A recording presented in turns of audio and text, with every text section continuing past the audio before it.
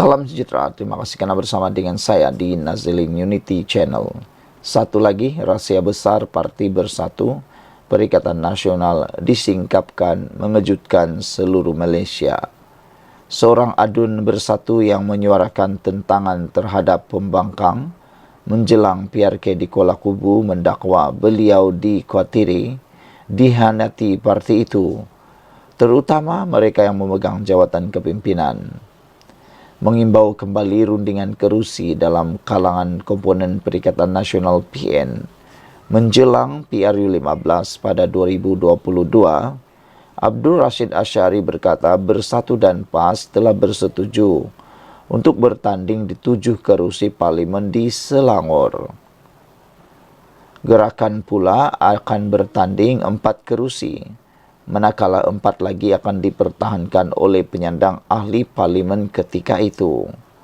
Pada saat-saat akhir, PAS memutuskan untuk bertanding di Kapar juga.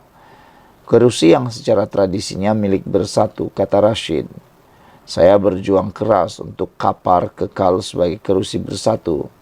Kerana jika PAS mengambilnya, mereka akan mengekalkannya sehingga hari kiamat, katanya. Dr. Halim Ali daripada PAS memenangi kerusi parlimen itu dalam pertembungan 7 penjuru. Rashid berkata, Adun Selat Kelang tidak menyatakan siapa yang akan mewakili partinya di kerusi itu, sekiranya usahanya berjaya. Bagaimanapun beliau berkata Presiden Bersatu Muhyiddin Yassin, yang juga pengerusi PN, boleh campur tangan tetapi memilih untuk berdiam diri. Apa yang Anda akan lakukan jika Anda berada di tempat saya? Soal beliau. Rashid turut memetik satu lagi peristiwa yang mana katanya beliau mengemukakan 22 nama untuk dipertimbangkan sebagai ketua bahagian semasa masih bertanggung jawab untuk bahagian negeri Bersatu. Menurutnya, hanya 5 dipilih manakala baki tempat diberikan kepada mereka yang sealiran dengan pemimpin tertentu. Kumpulan yang disifatkannya sebagai kartel. Selepas bekerja dengan parti selama beberapa tahun, semua pendapat saya tidak diindahkan dan saya rasa dihianati, katanya lagi. Bersatu ditubuhkan oleh Muhyiddin dan bekas Perdana Menteri Dr. Mahathir Mohamad pada tahun 2016. Ia didaftarkan pada tahun 2017. Rashid mengisytiharkan sokongan kepada Menteri Besar Selangor Amiruddin Syari pada Mac tahun ini. Baru-baru ini beliau digantikan oleh bekas Menteri Besar Selangor Azmin Ali sebagai Ketua Bersatu Negeri. Saudara-saudara sekalian, ini memang satu perkara yang paling menarik perhatian kita. Apabila adun ini berani mendedahkan rahsia dan apa yang berlaku sebenarnya kepada Parti Bersatu. Ada satu laporan di sini yang menarik juga untuk saya kongsikan dengan Anda, yaitu duit gelap beli hartanah di Dubai. Dari tingkat 37 bangunan pencakar langit tertinggi di Dubai, istri kepada seorang yang didakwa anggota kartel Bosnia menyiarkan video demi video di TikTok mengenai bangsa puri mewah yang disewa pasangan itu. Sering menampilkan kucing kelabu mereka. Imej-imej itu memberikan petunjuk yang cukup kepada wartawan untuk mengenal pasti lokasi tepat apartemen di bangunan pencakar langit ikonik Burj Khalifa di kota itu. Hartanah itu juga tergolong dalam sasaran penguatkuasaan undang-undang terhadap individu lain. Katindo Nose Okomo, bekas Ketua Syarikat Minyak Negara Republik Equatorial Guinea yang dilanda skandal dan sedang disiasat kena pengubahan wang haram di Spanyol. Okomo juga abang ipar kepada presiden paling lama memerintah sejak rampasan kuasa 1979 di Republik itu, yaitu Teodoro Obiang. Dan keluarganya dituduh oleh pendakwa raya Prancis merompak sumber awam negara Afrika itu yang sangat bergantung pada hasil minyak. Burj Khalifa Tengah, bangunan pencakar langit tertinggi di Dubai, mengaitkan seorang ahli politik Afrika yang disiasat kena pengubahan wang haram dan bekas polis yang ditahan di Bosnia kerana rasuah. Sekian dulu untuk kali ini. Jangan lupa tinggalkan komen Anda, tekan butang subscribe. Kita jumpa lagi. Bye-bye. Salam sejahtera, terima kasih karena bersama dengan saya di Nazilin Unity Channel. Ini pendedahan paling menarik sekali yang kita peroleh hari ini. Rupa-rupanya, Syed Saddiq Syed Abdurrahman Dedah Azmin pernah nak cantas Mahathir jadi Perdana Menteri pada tahun 2018. Wow. Rupa-rupanya, ini rahsia paling besar Azmin Ali yang ramai tak tahu. Hari ini baru kita tahu. Mungkinkah ini adalah sebabnya Azmin Ali menjadi pengkhianat kepada Pakatan Harapan kerana niat beliau mau jadi Perdana Menteri tak jadi-jadi. Jadi, adakah ini adalah bukti bahawa Azmin Ali memang mahu kuasa sehingga sanggup keluar daripada Pakatan Harapan, bahkan sebagai timbalan Presiden Parti Bersatu?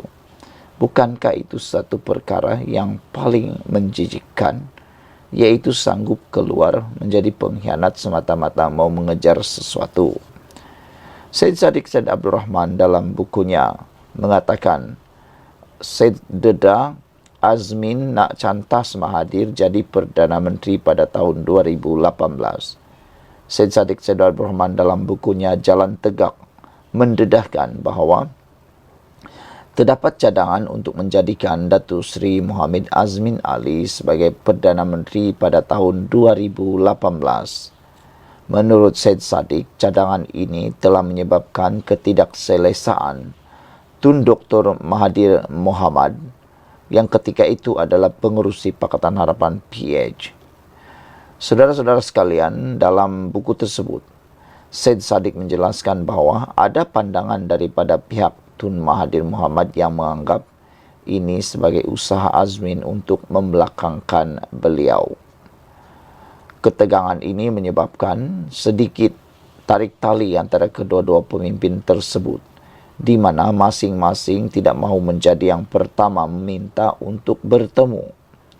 Syed Saddiq yang pada masa itu merupakan pegawai kepada Dr. Mahathir, cuba untuk menjadi orang tengah dalam mendamaikan hubungan antara Tun Dr. Mahathir dan Azmin Ali, yang ketika itu adalah Menteri Besar Selangor dan timbalan Presiden PKR.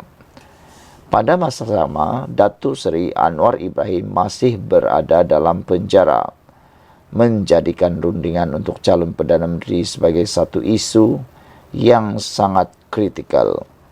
Selepas pilihan raya umum ke-14 pada 9 Mei 2018, Dr. Mahathir dilantik sebagai Perdana Menteri ke-7 dan melantik Azmin sebagai Menteri Ekonomi dalam kabinetnya. Namun kerajaan PH hanya bertahan selama 21 bulan sebelum tumbang selepas Dr. Mahathir meletakkan jawatan pada 24 Februari tahun 2020.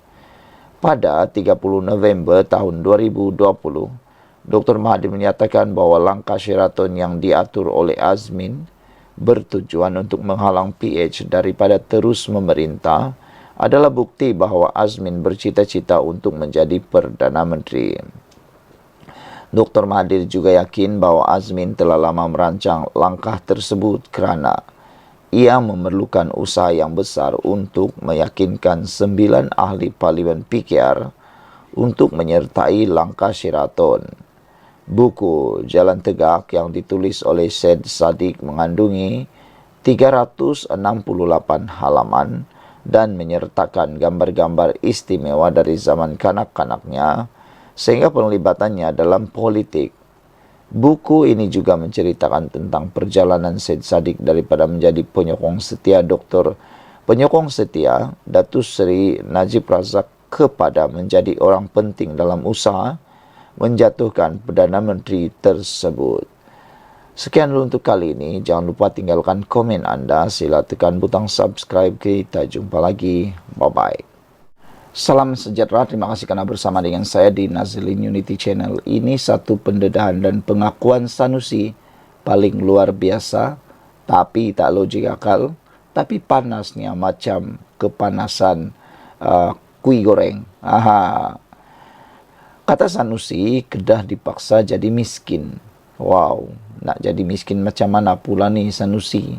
Bahkan baru-baru ini sudah memohon maaf dengan Anwar Ibrahim. Sekarang apalagi pula ini Sanusi.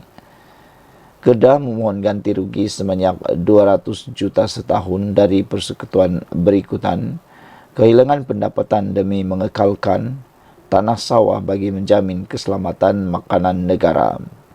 Menteri Besar Datuk Seri Muhammad Sanusi Maknur berkata, permohonan ganti rugi itu dianggap munasabah kerana permintaan membangunkan tanah sawah bagi tujuan perumahan, industri dan komersil meningkat setiap tahun. Kita minta 200 juta setahun. Kalau kita bangunkan tanah sawah sedia ada yang diluluskan lebih 10,000 hektar dalam rancangan tempatan daerah RTD, setiap tahun kita akan dapat 100 juta ringgit setahun untuk tanah itu, katanya. Peningkatan permintaan kepada tanah sawah untuk perumahan, industri dan komersil juga meningkatkan cukai tanah. Kita juga ada pelaburan datang. Macam mana kita nak limbangi kehilangan kita dengan permintaan terhadap tanah untuk aktiviti selain padi. Jadi kita minta 200 juta setahun, katanya ketika sidang media selepas mempengerusikan mesyuarat Exco di Wisma Darul Aman di sini hari ini. Muhammad Sanusi berkata Kedah kehilangan cukai pembangunan berkenan dan jumlahnya adalah 100,000 per hektar berbanding hanya RM15 per hektar kerana mengusahakan sawah. Katanya adalah tidak adil untuk membuat perbandingan Kedah sebagai negeri miskin sedangkan negeri ini diarahkan menjadi miskin, kata Sanusi. Sampai masa dibuat perbandingan, dia kata kita miskin. Miskin kerana suruh kami tanam padi. Cukai tanah sawah padi 1 hektar RM15. Cukai untuk tanah industri 1 hektar RM1,000. Itu cukai yang kita lepaskan. Bila saya kata kita dimiskinkan, orang marah. Itu satu jenis paksaan. Kita diarahkan untuk menjadi miskin, kata Sanusi. Tanam padi, tapi orang tak faham, katanya. Muhammad Sanusi berkata adalah menjadi harapan kerajaan negeri agar kerajaan persekutuan untuk berkongsi tanggungjawab bersama-sama melindungi bekalan makanan negara. Pada 4 Mei lalu, Perdana Menteri Datuk Seri Anwar Ibrahim berkata, kerajaan bersedia meluluskan penukaran status tanah Lembaga Kemajuan Pertanian Muda (MADA) kepada pembangunan komersil sebagai salah satu inisiatif membantu meningkatkan pendapatan Kedah yang memainkan peranan besar dalam keselamatan makanan negara. Bagaimanapun, pengerusinya, Datuk Dr. Ismail Saleh dilaporkan berkata, tindakan menukar status tanah kepada pembangunan komersil dikuatiri memberi impak besar terhadap jaminan keselamatan makanan negara. Kedah dipaksa jadi miskin, kata Sanusi. Sekian untuk kali ini. Jangan lupa tinggalkan komen anda, tekan butang subscribe. Kita jumpa lagi. Bye-bye. Salam sejahtera. Terima kasih kerana bersama dengan saya di Nazlin Unity Channel. Ini adalah berita paling buruk diterima untuk Parti Bersatu dan Muhyiddin. Bersatu akan hilang sokongan selagi bersama PAS, kata Adun Bersatu. Saudara-saudara sekalian, adakah dengan pendedahan ini Bersatu akan bercerai dengan PAS? Tapi kalau Bersatu bercerai dengan PAS, pergi manakah Bersatu? Adakah Bersatu akan menyertai kerajaan? Atau adakah mereka akan bercerai sepenuhnya dengan PAS? Atau PAS akan menyertai kerajaan perpaduan? Seorang Adun Bersatu yang kini menyokong Menteri Besar Selangor Amiruddin Syari percaya sokongan terhadap partinya akan terus berkurangan jika kekal sebagai sekutu PAS. Abdul Rashid Ashari berkata, parti yang dilabelkan sebagai terlalu ekstrim itu boleh dipersalahkan atas kehilangan sokongan Bersatu. Beliau berkata ketika PAS berkempen semasa pilihan raya, naratif dikemukakan ialah haram untuk tidak keluar mengundi. Ramai yang tidak suka ucapan seperti itu. Ia sangat ekstrim. Orang Melayu tidak suka, malah ada ahli PAS yang membencinya, katanya lagi. Sambil menegaskan tidak semua ahli PAS bersikap ekstremis atau ekstrim, Adun Selat Klang itu berkata, segelintir pemimpin yang berpegang kepada pandangan sebegitu menidakkan kerja keras jentera PAS untuk menarik pengundi. Rashid yang berkongsi petas dengan pemimpin Pakatan Harapan PH dalam kempen PRK Kuala Kubu baru-baru ini juga berkata, secara pribadinya beliau tidak mempercayai PAS. Beliau berkata di sebalik semua dakwaannya mengenai agama atau di sebalik semua dakwahnya mengenai agama, parti PAS itu tidak menghormati walaupun ia perjanjian muda. Rashid berkata, ketika PN membincangkan peruntukan kerusi untuk PRU15, terdapat perjanjian bertulis bahwa Bersatu akan bertanding di Kapar dan PAS membuat tuntutan kerusi itu pada saat-saat akhir. Dr. Halim Ali daripada PAS akhirnya memenangi kerusi parlimen itu dalam pertandingan 7 penjuru. Mereka berkata berdosa jika Anda tidak menepati janji, tetapi saya rasa pemimpin PAS merasakan sebaliknya, kata Rashid lagi. Saudara-saudara sekalian, isu kali ini memang sangat menarik. Bersatu akan hilang sokongan selagi bersama PAS. Ada satu dapatan atau ada satu ulasan yang dibuat oleh penganalisis politik mengatakan bahwa 3 pribadi telah menyebabkan kekalahan calon Bersatu dalam PRK KKB baru-baru ini. Antaranya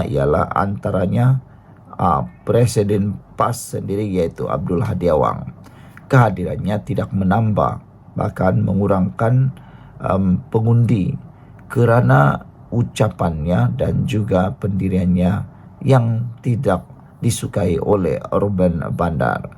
Selain daripada itu, perkara-perkara lain juga menyebabkan beberapa pihak tidak suka dengan kempen PAS, termasuklah tindakan Taqiyuddin mengatakan bahwa mereka akan melancarkan petisi kalau PN kalah. Pengundi juga tidak benci ugutan seperti itu.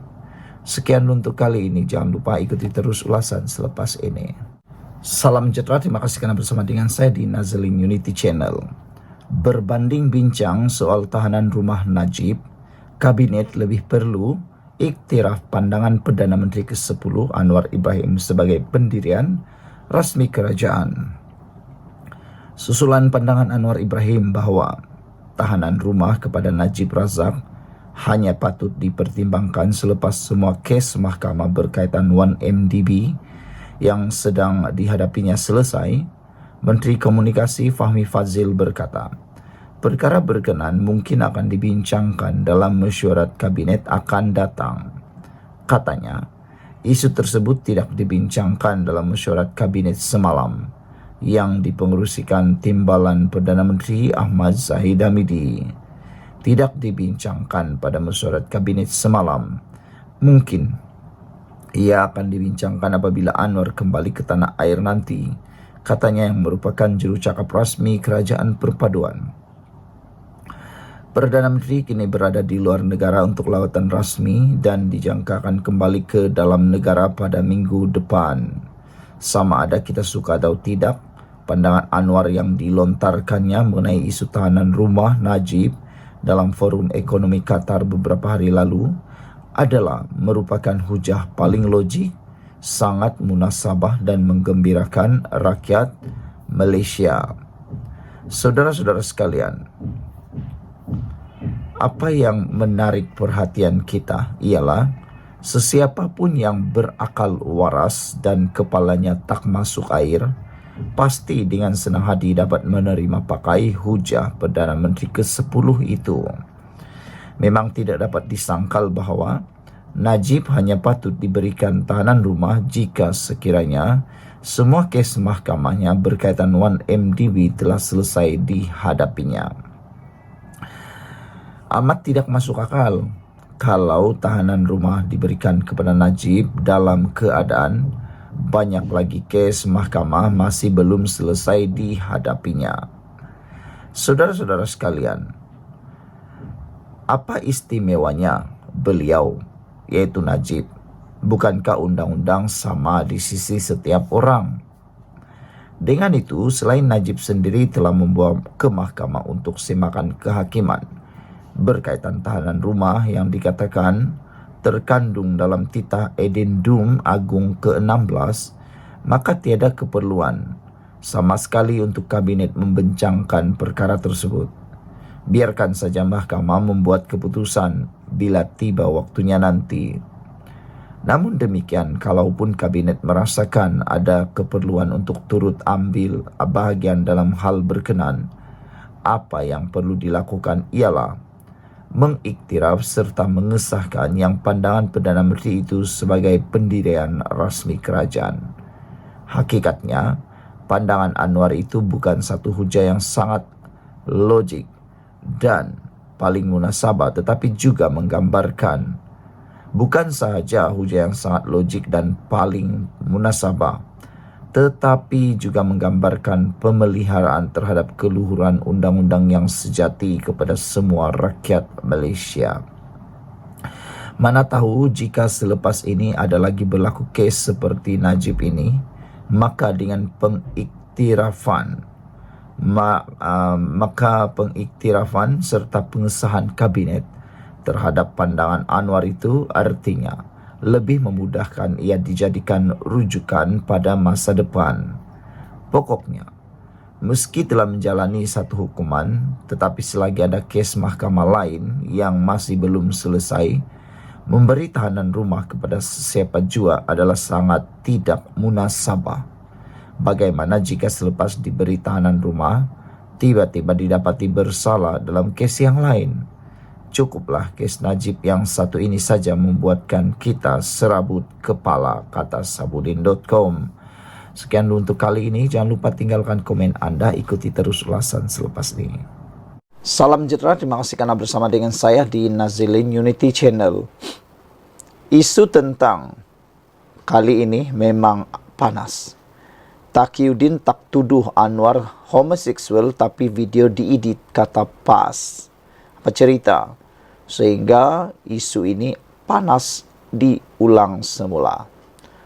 Setiausaha Agung PAS Taqiyuddin Hassan tidak pernah membangkitkan isu homoseksual terhadap Perdana Menteri Anwar Ibrahim, kata parti itu.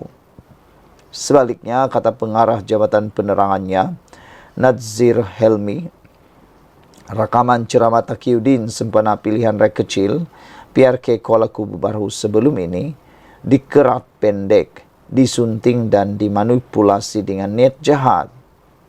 Katanya hasil akhirnya tidak menggambarkan konteks keseluruhan yang hendak disampaikan. Ada netizen menjawab menyelar jawaban daripada PAS ini dengan katanya PAS dah banyak kali cakap dulu, baru minta maaf. Sudah cakap, sudah fitnah, baru minta maaf. Kata netizen, itu sudah sikap PAS, kata mereka lagi. Tapi sejauh mana kebenaran PAS mengatakan ini? Yaitu video yang telah didakwa menghina Anwar Ibrahim dengan isu homoseksual, benar atau tidak? Karena kata PAS, video itu diedit. Dan mudah saja untuk mengetahuinya. Tunjukkan video asal. Mana video asal yang dikatakan video itu telah diedit? Kenapa susah-susah hati? Kenapa susah-susah nak terangkan? Kan lebih mudah serahkan video asal. Serahkan video asal yang dikatakan telah pun diedit itu. Maka dengan itu percayalah orang bahawa video itu sekadar diedit, dikerat, dipotong, disunting dan dimanipulasikan dengan niat jahat. Dan kalau benar video itu telah disunting, pastinya kita akan tahu apa gambaran keseluruhan cerita video asal itu bagi menggambarkan konteks keseluruhan yang hendak disampaikan oleh Taqiyuddin. Terdahulu tersebar video ringkas di TikTok yang menunjukkan Taqiyuddin mendakwa Anwar sebagai pengamal homoseksual tegar.